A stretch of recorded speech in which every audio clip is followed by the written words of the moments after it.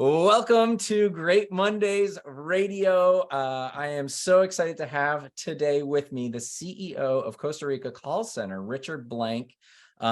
He is a Philly boy who moved to Costa Rica to set up shop and has done some really incredible things when it comes to building a call center and a culture in a call center. So welcome, Richard. It's so good to have you. When did you first feel like you understood or that it became apparent that culture was important in business? Was this something you were always aware of, or did it dawn on you when you first started your own business? Tell me the story. Well, it was really about positive reinforcement when I was a little boy. But before I tell you my story of twists and turns, Josh, I can't thank you enough for having me as a guest today. I love your show. Great Mondays Radio. Wait till I share some stuff with you and your audience. But I grew up from a very generous family. And during, I guess, the winter and the spring, we used to take trips. And so when I would leave the United States, and especially going south to, let's say, Mexico, not only would I come back with at least 20 or 30 new vocabulary words, but besides just lying on a beach and playing games, the fact that there's this other culture, other language, and there was such a reinforcement as a child that I gravitated towards it. And I took it a step further. Instead of falling under the pressures we have with opinions and career expectations, I decided when I graduated the proud Abington High School to move to Arizona, study Spanish, and be a major at the university. And this momentum I had, Josh, took me abroad to Costa Rica when I was 27 years old, and it just hasn't stopped. Oh, that's amazing. So when we think about culture and what did you, when you set up your business, when you moved and you had decided I'm going to set up a call center, did you go in intentionally thinking about culture? And if so, what did that mean? And if not, when did that shift for you? I was a guest in this country. Prior to starting my own company, I was given the opportunity to work at my friend's call center for 4 years. So, Josh, I learned the business from the inside out. It's almost like putting your toe in the water and testing without any sort of repercussion. And so by learning the business, I got to see the good and the bad and the happy and the sad. And I learned what the agents were looking for. So when it came my turn to throw my hat in the ring in my mid-30s with maturity, impulse control, and some capital, I needed to balance the two. I needed to learn the labor laws, and I needed certain individuals such as accountants, attorneys, and human resources directors to assist me in that area. But on the flip side, there's a fun portion of my life. And I'm an avid collector of classic pinball machines, retro arcade machines that you see behind me, jukeboxes. So I wanted recess. I wanted a neutral environment where people could let off steam, recharge batteries, hang out with me, and meet people from other departments. And also my dear friend, to play games that are A, older than they are, and B, that they've never tried before. Virtual pinball on the internet is a lot different than a classic machine that's in front of you. And so I needed that release. I needed that play. I needed that sort of bonding. That was one of the things that gave me an advantage and leverage when competing against the big centers like Amazon, HP, Intel, Oracle, and Sykes Teleperformance. But, you know, by giving someone their dignity, Josh, I think that's cross-cultural. By showing empathy, that's another thing that anybody in any language can understand. And just by being accountable, responsible, showing them that I'm in this to win this. These are things I can express with my mouth closed and any culture could understand. And so I really did things at a small pace, that there were a lot of checkpoints. And I just wanted to make sure that I asked questions prior to doing something to ensure that I wasn't overstepping boundaries and really learning my place in this culture. Call centers, I was just looking up some data. Call centers have some of the highest turnover rates. Oh, yeah. I'm looking at numbers at like 30 to 45% annual turnover.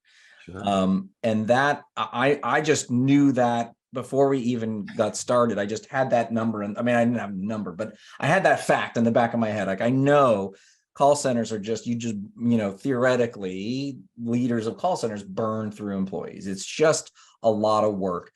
Tell me out of personal curiosity, why is that the norm? Why is that's what's happening I mean, you had experience working in a call center for 4 years. Now you run one. What typically happens why are so many people leaving? And how do you specifically confront that? I mean, is that you're just showing a lot of empathy and allowing them to play some pinball games and then they're able to stay longer because of that? It's a little bit deeper than that. First and foremost, Hollywood glamorizes call centers, telemarketing, and sales. So I admire the art. I might not admire the sort of conversion that they're doing. Maybe if you're compromising your ethics, values, and morals, you might quit a job. There's 1,000 ways to earn $1. You shouldn't have to do things like that. Secondly, you might not have a quality control department, supervisors, or people that are actually onboarding and ramping you up. Fear has come from the unknown. So if you're not prepared for battle, of course, you're not going to enjoy it. I also believe that here in Costa Rica, call centers pay more than most vocations. So A, they're getting a return on their investment for their English. And secondly, if you can really have them focus on the art of speech, it makes them a lot more marketable, a lot more self-reliant. And so these are sort of individuals that can build upon those skills. Now, yes, there is a huge attrition rate. You'll get a rainy Wednesday when a client screams F you on the phone, or you're on the phone for 2 hours and you can't resolve something. Well, that's the price you pay. That's part of the game. But then again, in this industry where you say there's large turnover, I survived. Not only that, I thrived. And just like in the movie Gladiator with Maximus, that one old gladiator found him and taught him how to be a gladiator. And so I have my scars. I've been making phone calls for close to 30 years. I've been doing it in this environment for 2 decades where you have a predictive dialer and a lot more structure and discipline. That can only add to skills. But if you still see the art of speech, realizing that interpersonal communication is much more effective today than omni-channel non-voice support, which is chat and email. So imagine, my good friend, the frustration somebody has with the latency of getting a response or a resolution. They finally get you on the phone. Now they're screaming and cursing at you. Yes. It's your fault, Josh. You're just on the front line. We've all experienced that, right? Yeah. That's one of the reasons why, my friend. Oh, that's interesting. So you're an advocate for being able to educate your team on the power of speech and engagement and conversation. Is there something that you might be able to share with our listeners who aren't necessarily running call centers, but are running businesses where people have to interact with one another as well as with their customers? Sure. What have you found to be I know you have decades of experience, so I'm not going to ask you to share everything that you know, but it just struck me, and I didn't give you the question beforehand because I didn't think about it, but it seems to me like this is the core of what your skill is, what you're sharing is this ability to engage with people and teach them how to use their voice and to speak with people, especially in predisposed negative situations where someone's maybe already pissed off. Of course, it is conflict management, but I'm going to mention earlier about interpersonal communication. It's much more effective because you can get an upsell. You might get a referral, right? You could possibly even get an exit interview from somebody just in case you're not doing something correctly. And so think about sort of the values that you get when speaking with somebody. These are things that are just natural. I'm not creating magic dust right now. And secondly, I believe in readjustments of tones. I mean, if you're making an outbound prospecting phone call and you start asking how Josh is feeling, you're going to sound like a salesman. They'll hang up on you. I believe in things like a company name spike. So I'm going to ask how Great Monday's Radio is doing today. It's going to throw you off a little bit. Yeah. And then the gatekeeper is going to ask who you are. You politely introduce yourself, but you show active listening. There's a way to rake questions where you repeat it back to them. You say, hey, Josh, that's a great question. My name is Richard Blank. I mean, there's very easy ways to readjust tones. And I'm going to give you $1 million bit of advice. We call them positive escalations. Prior to being transferred to you from your gatekeeper that I was able to get the pass to pitch, I'm going to let them know prior to the transfer that they were amazing. When the call is transferred, before introducing myself, I'm going to give the gift of letting you know how amazing Jennifer was.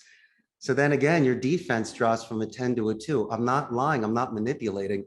I'm being normal. All I'm doing is being a little bit different from the 99 other people that are trying to get in and to speak with you. I like confirmation questions. I like checkpoints and tie downs. I like things that make sense or sounds good, right? I like using your name, Josh, for transitional sentences or just tie downs at the end. Remember, personal pronouns such as your and are should give those quarter-second slides to get their attention again, because my good friend, these calls are non-visual.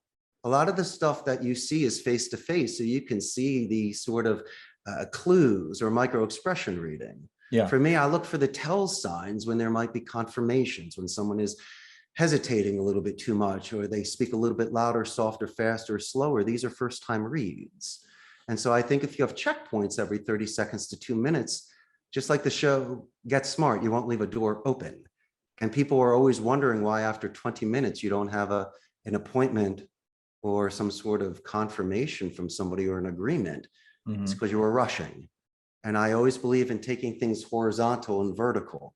If you get any sort of interest, stop, drop, and roll. Stop what you're doing, drop the next topic, and roll with what you got. And then why don't you start asking open-ended questions? I'll give you the best example. Josh, do you like ice cream? How about, Josh, what type of ice cream do you like? I'll still get the answer, you love ice cream.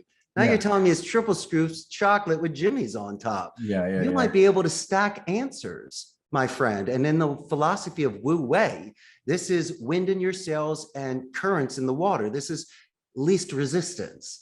So this is not forcing a hand that some people try to do in sales. It's if you look at yourself as an educator, and the philosophy is from an educated point of view, you make a decision. Then I've done everything I had to do.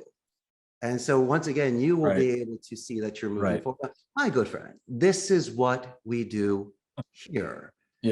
Methodical, and it seems to work. That's interesting. So you've obviously got a great business. You've invested in this.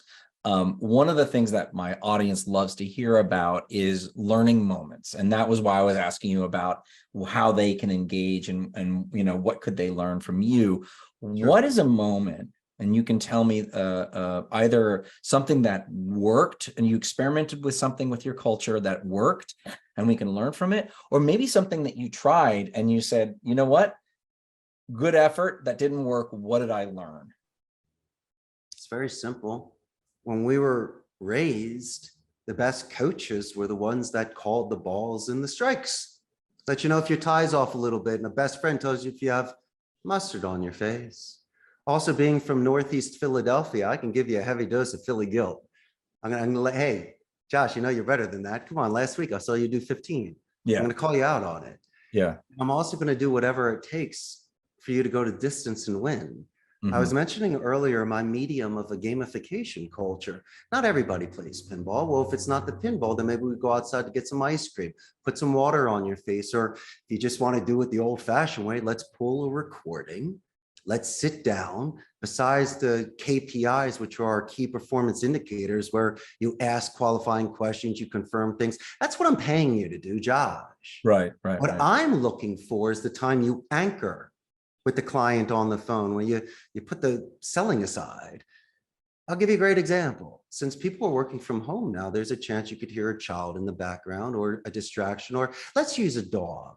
A dog, right? Always so dog's barking in the background, right? Instead of saying, Josh, I can't hear you, you know, it's killing the call. What I've told my agents to do is inadvertently and passive aggressively do 3 things. They're gonna say, hey, I love dogs. What's the name of your dog? What breed is your dog? How old is your puppy?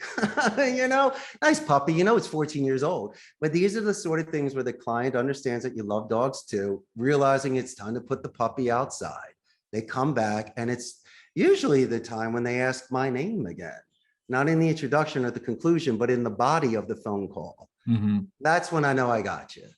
So instead of pushing and shoving and twisting and turning, it's really yours to lose, because if you really want to talk about the number one connection, that's it. Everything else is secondary. And so we try to find those gems or uncover those things on every single phone call. When I think about culture and I think about call centers, I think about my experience, the experience that I had at Zappos. So I spent some time at Zappos, not as an employee, but as a guest, a few days at a conference. Sure. And I got to spend an afternoon with one of their call center employees. Okay. And the story that they absolutely, the dog is definitely one of the key things, and you pick up on that and they're trained. The story I remember is that they had shifted, Tony Hsieh, the CEO, had shifted the incentives from reduced time on the call to actually maximizing the time on the call in order to create a connection. Because what he was hoping to do is, of course, make a sale, but he wanted to create a loyal and engaged customer. And I wonder if that story, is that something that I just happen to know about? Is that something that you believe in? Is that idea prevalent now? How does that, because he was known for his culture, the way that he engaged. I think he used a lot of the same things that you're using, Richard, which is, caring and engage. I mean, he just really cared about his employees. And so that to me was a huge flip, that a realization about that. Even before I had met you, even in call centers, you can create a really engaged culture. Yes. When you're pressured to make X amount of calls per hour and all they look at the end of the day are just those numbers, those make sense. I don't expect you to be on the phone call 45 minutes on an average 5-minute talk time. Sure, there's the occasional 15, possibly even 20-minute call that rarely happens. But mostly it's almost like a betting in Vegas. You kind of know what the line is. Yes. If the average is 5 minutes, it could be 2 minutes a quickie, 10 minutes tops. Yeah. And so you give that wiggle room and you look at the conversion ratios, you look at the talk times, how many times they spoke with people. Is it a sort of process where you're building a pipeline where you need to speak to somebody a second or a third time? Are you taking into consideration, since more people now are letting it go directly to voicemail, or you're doing more of a custom-made voicemail or an email template? Because sending me an email template sucks. But if you just take 2 minutes to go to my website, you'll see I'm from Philly. I collect pinball machines and I have an Art Deco building. That's all you need to write or leave a message on. And I'm going to give you 5 minutes. It's yours to lose. And so to answer your question, make 84 calls a day. Don't give me 100, and give me custom made emails and voicemails. Take notes from the gatekeeper that are giving you goodies in regards to anniversaries, promotions, or just fun company culture that they're celebrating. And if you want to know the odds, you're just going to separate yourself from others. That's it. And so the odds will be in your favor, at least if they're looking at you. You will be the shining object. And as long as your price point is there and you can show good faith prior to contracts, by all means, you can build a company just like I did. Yeah. What I'm taking away from all this is what you mentioned, which is this principle of active listening, and not just from a philosophical standpoint, but everything that you've said is, I'm hearing you. All the signals are, I know that you do X, Y, and Z. So I've invested in you. I'm learning from you. I'm hearing from you. And to me, I just did an activity with an executive board around active listening because of the power of questions and answers. And when you can really listen and someone feels really heard, that relationship is so incredible, that building of that relationship. And it's something we do all the time. We talk with one another, but if you're just passing them through the hall, then it's like you haven't been able to connect with them, and putting a little more energy in learning the skills that you're talking about, I think is really powerful. I think there's something to it, and you happen to be applying it to a sales center. But in my mind, I think these are incredible skills that every leader should hope to imbue in their employees and their teams.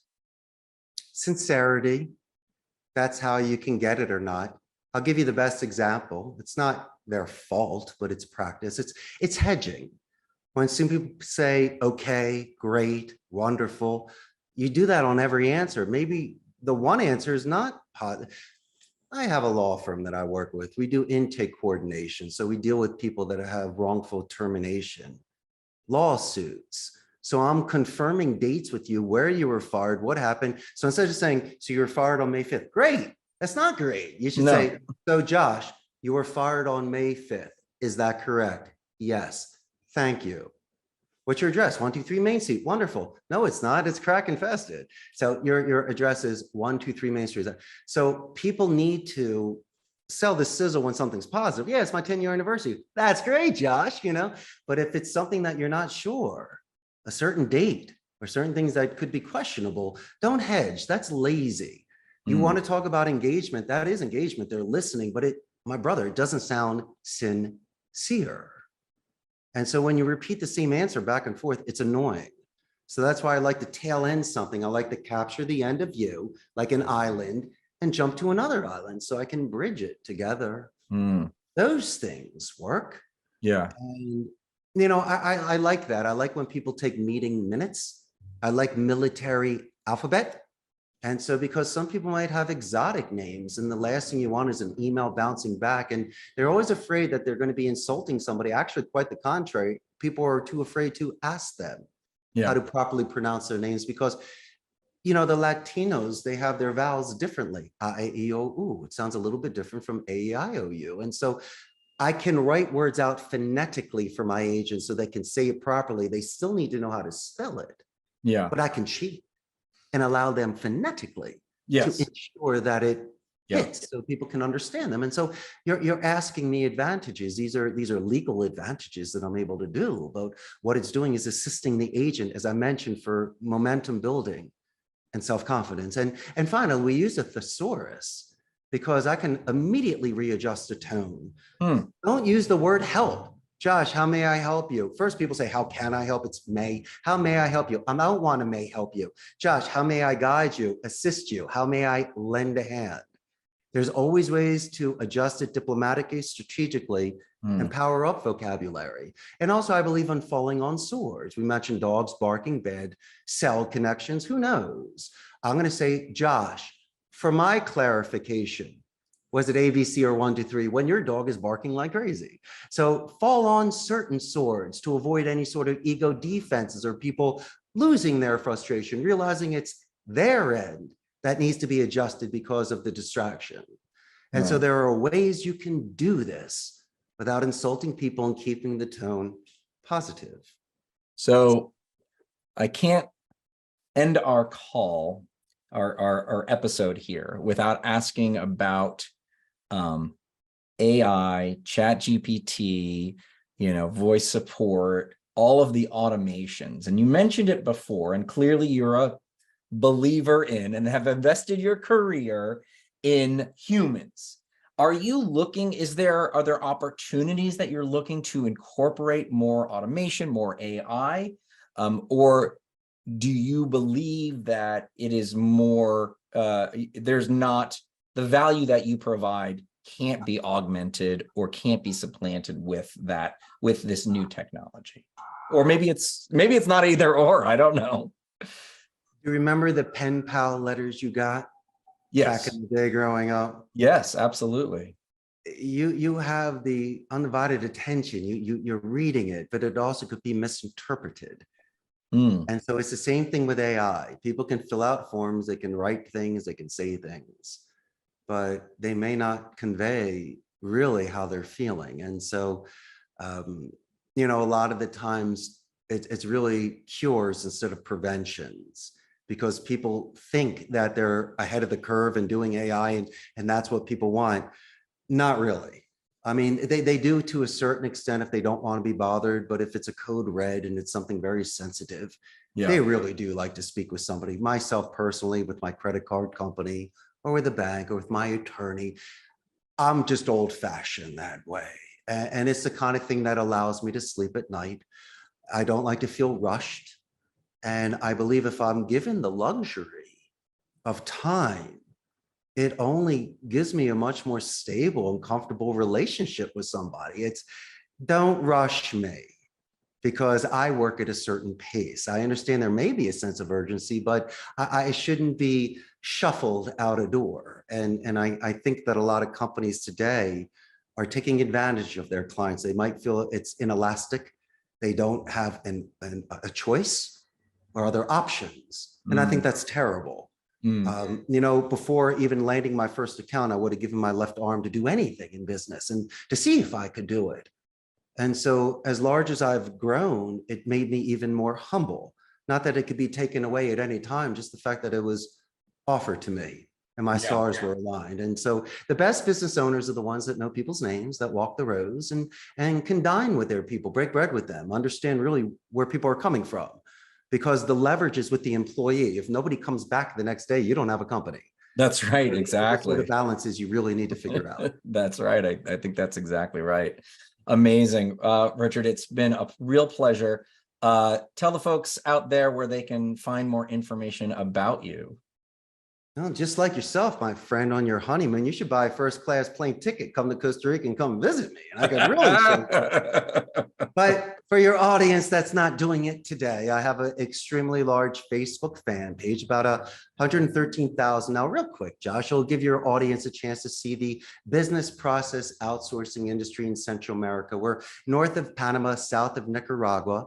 Only democratic society in Central America, so there's no standing army. They put all that money back into education, so there's a 95% literacy rate here. We have the most neutral English accents, the best infrastructure. We're known for ecotourism, which you know personally. I know it. Medical tourism, and your buddy Richard is here with 1,001 suggestions for you and your amazing audience. And I've had the best time today, man. This was really a lot of fun. Richard Blank, CEO of Costa Rica Call Centers. Thank you so much for coming on Great Mondays Radio. It has been a real pleasure, and I have learned so much. Thank you so much. You're very welcome. Pura vida. Pura vida.